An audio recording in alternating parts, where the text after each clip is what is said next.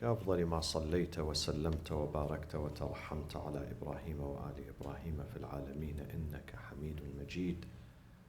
صل اللهم وسلم على جميع الأنبياء والمرسلين والأوصياء والصديقين وعترة نبيك الطيبين الطاهرين وأصحابه المنتجبين. عباد الله، أوصي نفسي وأوصيكم بتقوى الله ولزوم أمره. قال الله تعالى في كتابه الكريم: أعوذ بالله من الشيطان الرجيم، بسم الله الرحمن الرحيم: وإذا قيل لهم اتبعوا ما أنزل الله قالوا بل نتبع ما ألفينا عليه آباءنا أولو كان آباؤهم لا يعقلون شيئا ولا يهتدون.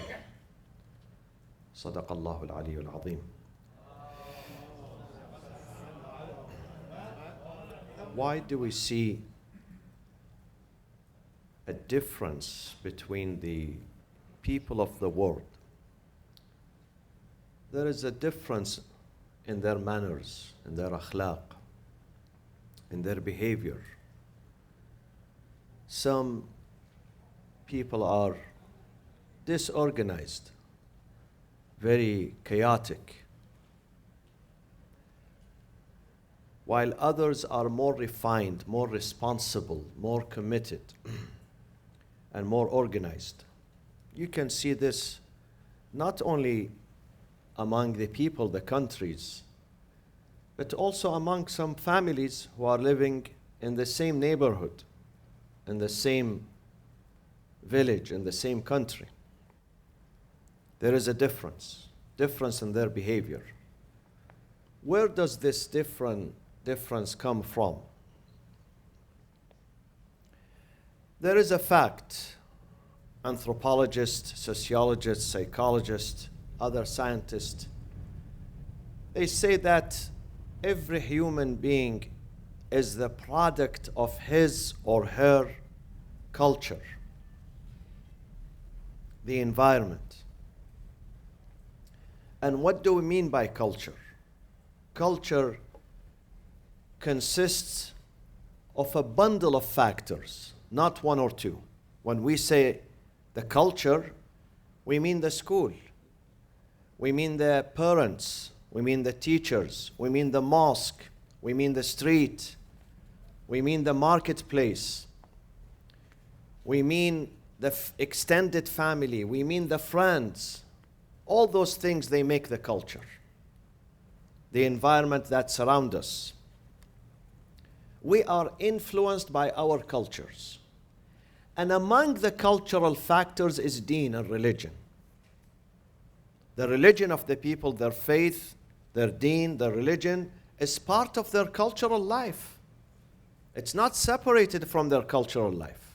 It's impossible to separate in any country with any religion. It's impossible to separate between the culture and the religion. They are intertwined. Culture and religion are intertwined. So sometimes we see people pray and fast. They don't miss the mosque. They don't miss Quranic recitation. They don't miss their fasting. But when it comes to work ethics, they don't have work ethics. When it comes to respecting time, they are not on time. They are not punctual. They have to be 60 minutes late. In some cultures, 2 hours, 3 hours late. And it is normal. I went to a country, and this is not a fiction. This is a real story. I mentioned it. One of the countries. So they told me if the taxi driver comes 5 hours late, this is normal here. Not 5 minutes, 5 hours. You have to expect this. It's normal in this culture. So, not respecting time, not being organized, not being clean. You walk in the marketplace, in the streets, trash is everywhere. Why? Then what is the benefit of religion? Why people are religious? Why people go to the mosque? Why people even pray? Why people even fast? Why people even read the Quran? If their life is messed up, if their life is not organized, if they don't respect the environment, if they don't respect their homes, their streets, their neighborhoods, if it is always contaminated, then what is the benefit of religion? Is this something wrong with religion? Can we blame religion for this? Can we blame the book? We say this book has a defect. This means that the Quran has a defect. Why? Because those who memorize the Quran and read the Quran, they are not organized. Is this the problem with the book, or the problem with the Prophet, or a problem with the mosque, or a problem with Islam, with the faith? Where is the problem? In fact, religion, my friends, it's part of the culture. And what influences people and drives them is not religion, it's the culture, where religion is part of it. And therefore, when people do not change, and religion came to change the culture of the people, the customs of the people. This is exactly what God says in the Quran. God said, we sent the Prophet to change their customs, their behavior, their mentality, their attitude, their manners, their akhlaq. This is why we sent the Prophet. So if religion fails to change the culture, that religion is going to be superficial and artificial. Just ceremonies and rituals. Just ceremonies and rituals. Mere ceremonies, which has no spiritual or moral effect on the society. It becomes a ritualistic religion. Ritualistic. Only sha'air. But there is no spirit. There is no outcome. There is no product. There is no change. So you can find some people, they don't miss their prayers. But when he looks at the trash in front of his house and the alleyway in the streets, he doesn't care. It's okay for him. This is very okay. Not knowing, or knowing but not caring, that Islam says, an-nadafatul iman. Even your prayers is not going to be accepted if you are not nadif, if you are not clean, if your home is not clean, if your kitchen not clean, if your bedroom, if your car, if the parking lot is not clean, if your marketplace is not clean, then what sort of prayers you are doing? They don't pay attention to that. And therefore, when always culture prevails, then we have this life of backwardness. Life of always lingering behind others, behind other people, behind other cultures. And there is a good analysis here. Why people do not change. Why people do not change. Why religion does not change people. Psychologists say that every human being carries inside him two types of brains. Al-aqlu al-batini wal-aqlu al-zahiri. The internal brain and the external brain. Every person has two types of brains. The internal brain is the result of his culture, is the result of his tarbiyah, his parents, the way he was brought up when he was 2 months old. The result of his society, the result of his family, his tribe, his home. This is al-aqlu al-batini. Al-aqlu al-zahiri is the result of his religion. What he hears in the masjid, what he hears in the sermon. Al-aqlu al-batini, they give an example of the Bedouins in the desert.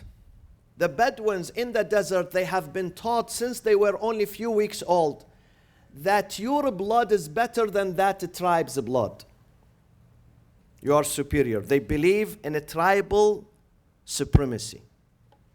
Tribal superiority, that your tribe, your family is better than that family. It's embedded in them. Even though he doesn't know his family very well, he doesn't know the name of his grandfather, but he thinks that his blood is better than others. This is ta'assub, asabiyya. Racism, tribalism and racism. He believes in a pride and a prejudice. They teach him that you have to be proud, always proud. Be proud.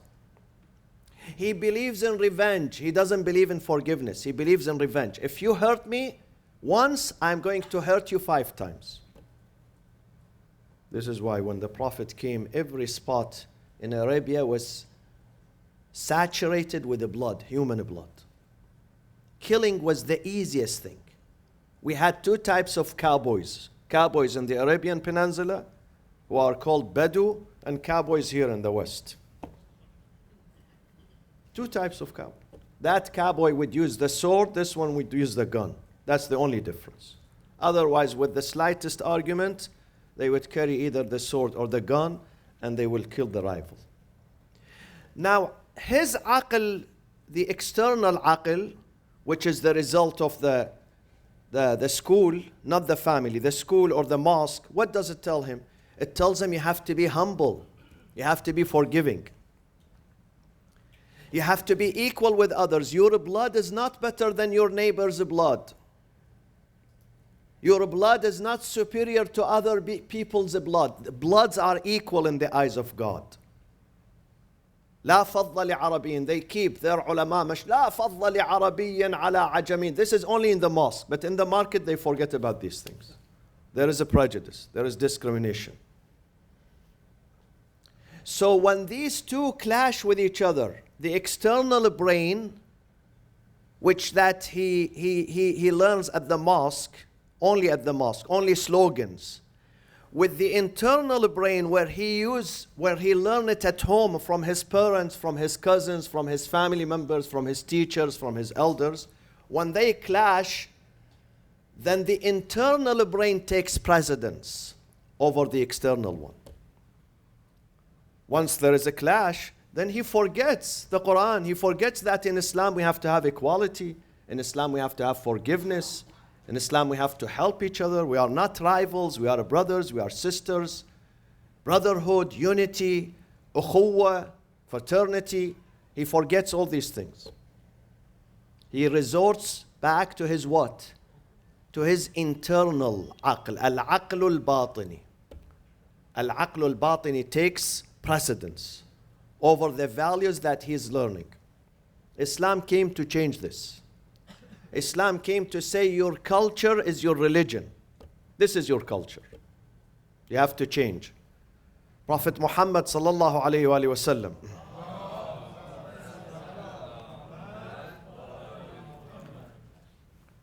Prophet Muhammad says religion is only successful when it is going to change our cultures and our customs. But if religion does not change, if these 5 daily prayers, if the fasting, if the Quran, if the dua, if the mosque does not change my behavior, then my religion is a failure. My religion has no benefit. It's only artificial. It's only ceremonial. Ceremonies, mere ceremonies. But the day religion starts to change my thinking, my behavior, my attitude, my relationship with others, then it means religion is influencing me, not my culture. In fact, Islam says religion is the culture. For the good believer in God, his culture should be his religion, whatever religion says, not whatever family tribes say, not whatever family tradition says. Whatever God says. God is above the family. God is above our parents. God is above our blood. God is above our tribal rules. God is the one who's superior. And therefore, when the Prophet brought his message, some of the Arabs, some of them were his cousins, neighbors, family members. They said, قالوا, what did they say? قالوا بل نتبع ما ألفينا عليه آباءنا. We are going to stick to our cultures. We are not going to change our customs. These are sacred tribal rules that we're going to stick with. We're not going to change. They failed. Because they were not willing to break free from their cultural rules. And exactly after 1400 years, we are doing the same. Many of us, we are doing the same. Now, if you want to know why Islam is not moving forward in many countries, in many Muslim markets, Islam is missing. Because cultural forces are more powerful. Family influence is more powerful. Family tradition, tribal tradition is more powerful. The message of the Prophet ﷺ, إِنَّمَا بُعِثْتُ لِأُتَمِّمَ مَكَارِمَ الْأَخْلَاقِ. I came to change your customs, to make them Islamic. They are aligned with Islam, with spiritual principles, with moral principles. This is the job of the Prophet. Bismillahir Rahmanir Rahim.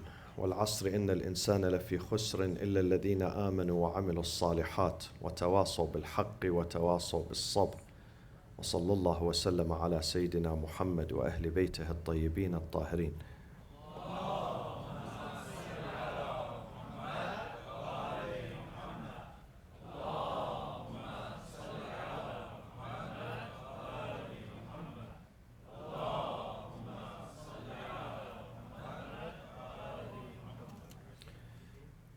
بسم الله الرحمن الرحيم. الحمد لله رب العالمين، نحمده ونسبحه ونقدسه على آلائه ونعمائه، ونشهد أن لا إله إلا الله وحده لا شريك له، وأن سيدنا محمدا عبده ورسوله أرسله بالهدى ودين الحق ليظهره على الدين كله. اللهم صل وسلم وبارك وترحم على محمد وآل محمد كأفضل ما صليت وسلمت وباركت وترحمت على إبراهيم وآل إبراهيم في العالمين إنك حميد مجيد.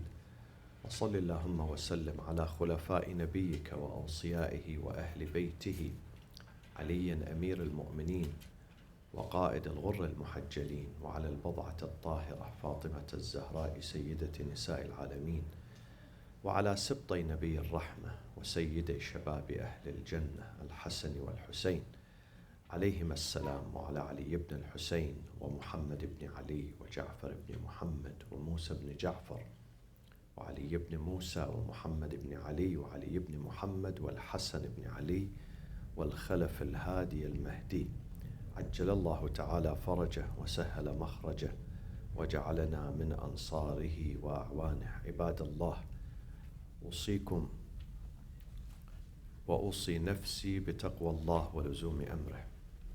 أعوذ بالله من الشيطان الرجيم. بسم الله الرحمن الرحيم. ألم نجعل له عينين ولسانا وشفتين وهديناه النجدين. صدق الله العلي العظيم.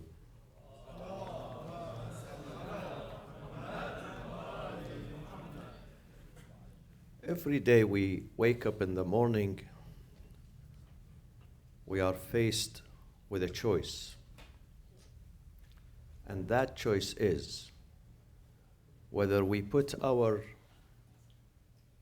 material, financial interest first, or we put our moral values and principles first. Which one comes first? And people are divided into two. People have choice. أَلَمْ نَجْعَلْ لَهُ عَيْنَيْنِ وَلِسَانًا وَشَفَتَيْنِ وَهَدَيْنَاهُ النَّجْدَيْنِ. We have been given the choice, this moral choice. Which one comes first? Material values or human values, moral principles? Of course, all religions, not only Islam, they came to teach us that moral values are more important, more lasting, more enduring. Moral values are the one that builds you, your family, your society, your country. Not material values, not material interest. We have to sacrifice material interest for the sake of upholding moral principles and values. And this is true with every citizen, especially with the president of the country.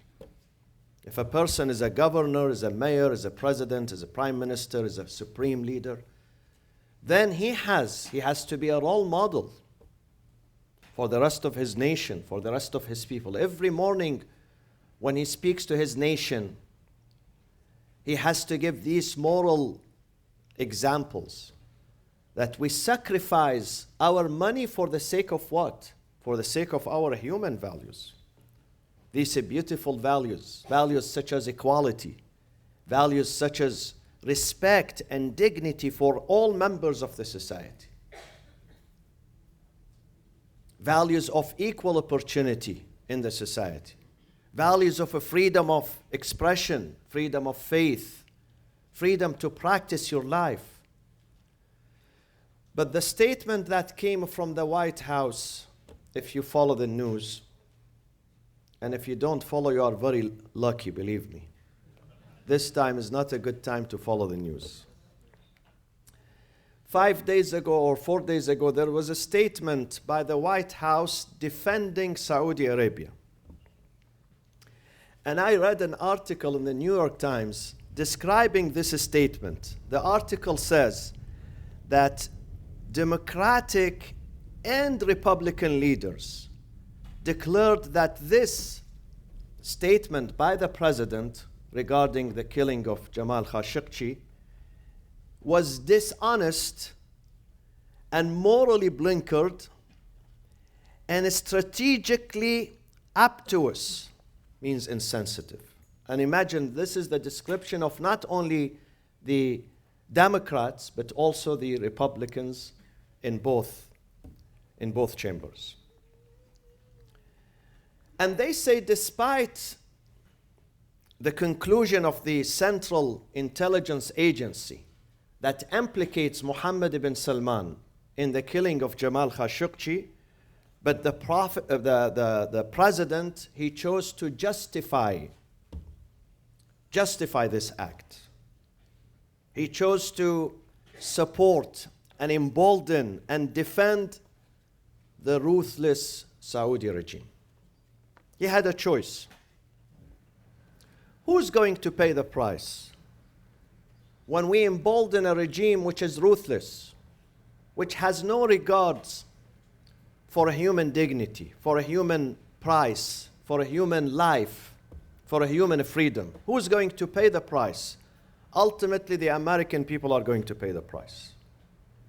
The world people are going to pay the price. Human rights is going to pay the price.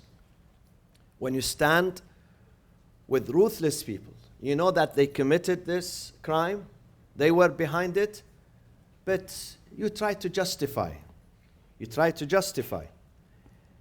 And it's ironic that America spends billions of dollars every year, billions of dollars, to beautify their image outside America.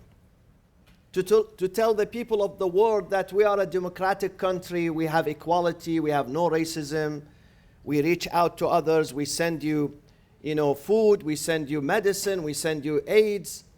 They spend millions of dollars on that. Do you know the State Department every now and then, I don't know how often, but I know every now and then, they choose people from Egypt, Iraq, Afghanistan, Pakistan, Tunisia, Yemen, this, that country, some of them intellectuals, some of them university professors, some of them imams, some of them businessmen, journalists. They bring them to America on a tour. They spend millions of dollars to tell them that, look at America, it's a peaceful country, good country, we respect human rights. We respect the Muslims, they are enjoying their life here, they have more freedom. They spend millions of dollars on that. And then with one statement, His Excellency, the President, with only one statement that lasts only 2 minutes, he demolishes the work of the State Department and the Defense Department and whatever department. It's counterproductive. The president of the strongest country in the world has to provide a moral example. But فاقد الشيء لا يعطيه. When someone is bankrupt, he's bankrupt, how can he provide a moral example? He cannot. He cannot. And those who elected him, they have to bear. They have to bear the consequences. Those who voted for him. It's a responsibility when you vote. Vote, when you're casting your vote, is a big responsibility, moral, religious responsibility.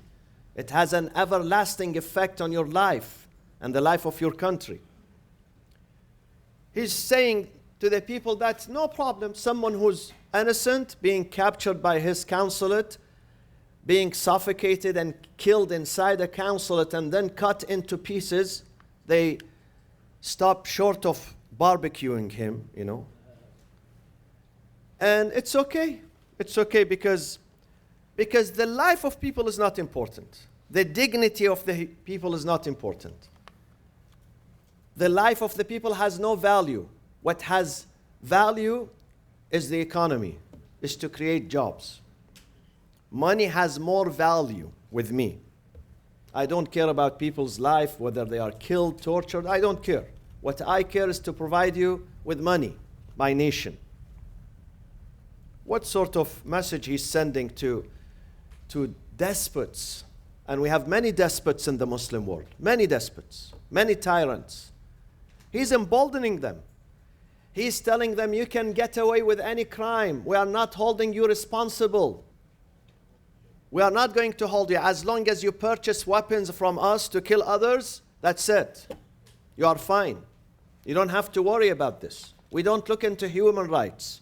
This is not leadership. This is not moral leadership. We learn a lesson from this. That politicians, whether they are in the East or the West, they are equal. What is important for them is not the human rights. It's not the freedom of the societies, the human societies. What is important for them is their own narrow interest, financial interest, material interest, is the seat that they occupy. This is important for them. He used to say always America's first. America first. But today he's saying Saudi Arabia first. And I wish the interest of the Saudi people, 40 million Saudi. No. It's the interest of only the royal family, Al Saud. He's upholding the values of the Saudi regime, not even the Saudi people. And this is why in Islam we are proud. In our religion, one of the most fundamental articles of faith in our religion is Al-Amru bil-Ma'ruf wa-Nahyu anil Munkar. You have to speak up. If there is corruption, you have to speak up. Religion is not just the prayers. Religion is resistance, muqawama against corruption, against fasad, against exploitation, against twisting the facts. I mentioned earlier, Jamal Khashoggi is not related to us. And when I follow his statements, may God forgive him, he's with his Lord. But he was also sectarian. Jamal Khashoggi, if you follow him closely, he was sectarian. He made many sectarian statements, anti-Shia statements. But I don't accept his murder in this brutal way. He has the right to live, he has the right to speak, he has the right to express himself. He shouldn't be killed because he doesn't like this person or he doesn't like that person. And we have to stand up for him. We have to stand up for him and all those who are being murdered. We have to stand up for the people of Yemen. Maybe none of us is Yemeni, except one of the brothers that I know him. But we have to consider Yemen our home. When Yemen is attacked, as if my home is being attacked. My people, my family is being attacked. This is what Islam teaches me. من سمع أحدا ينادي يا للمسلمين فلم يجبه فليس بمسلم. If you hear the cry of someone not being even believer in God, he says, oh Muslims, please help me. I need help, save me. And you don't respond, فَلَيْسَ بِمُسْلِمٍ. You are not a Muslim. You are not a worshipper. This is what my religion teaches me. We have to stand with the people of the world.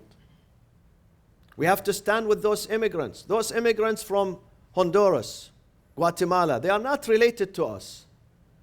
But they are related to us in humanity. They need help. Many of them are hungry. Many of them are victims of violence.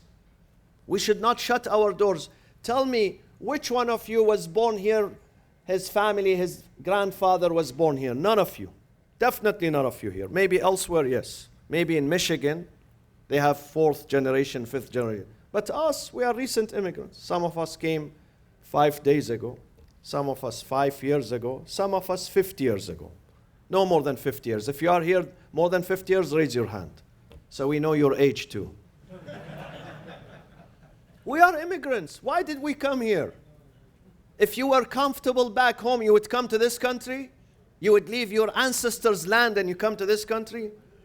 We came here for reasons to exist, either for money or education or treatment or freedom or whatever, or good weather. So we are immigrants and we have to open our hearts for those who are suffering. I cannot say, once I am inside America, then shut the door. Nobody is allowed to come. No, this is not insaniya. This is not a humanity. We have to welcome those who are really under pressure, those who have been persecuted either by their governments or the harsh realities of their communities. Some of them are hungry. They need food. They need shelter. These are the principles of a humanity. This is what we learn as Muslims. So, my friends, we should be influenced not by our president, but by our faith. And hence, I'm proud that you are the moral guide of America, not the White House. White House is the most corrupted institution today. Even Sarah Huckabee, you know, when I see her, I get irritated. You can't find someone who speaks the truth, who is honorable, who's sensible. You can't. They shut down they shut off the correspondence because he's not pleasing. He's not kissing up to the president. If you don't kiss up to him, then you have no right. Sit down, sit down, sit down. This is not how you run your country. But this is the price that many American people should pay. They should pay because they elected the wrong person. They should pay. These are the consequences of what people wanted, the majority of them. If this is what you want, enjoy it then. Enjoy it. Bismillah ar-Rahman ar-Rahim. إن الله يأمر بالعدل والإحسان وإيتاء ذي القربى وينهى عن الفحشاء والمنكر والبغي يعظكم لعلكم تذكرون. Inshallah, Saturday, tomorrow, we celebrate the Milad of Sayyidul Kainati Rasulullah Muhammadin al-Moustafa sallallahu alayhi wa sallam. And his grandson Al-Imam Ja'far ibn Muhammadin al-Sadiq alayhi salatu wassalam.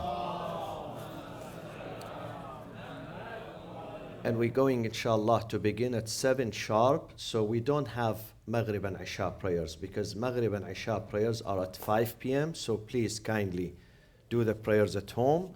So we begin sharp with the program, and we have some interfaith and intrafaith guests who are going to speak, inshallah.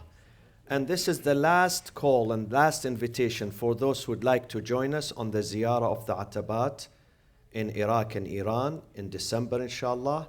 This is the last call, the last day to register with us, inshallah, if you'd like to be on this ziyarah trip, inshallah. Allahumma aghfir lil mu'minina wal mu'minat wal muslimina wal muslimat al ahya'i minhum wal amwat tabi' Allahumma baynana wa baynahum bil khayrat إنك مجيب الدعوات وعجل في فرج إمامنا وقائدنا صاحب العصر والزمان وإلى أرواح المؤمنين والمؤمنات ثواب الفاتحة مع الصلاة على محمد وآل محمد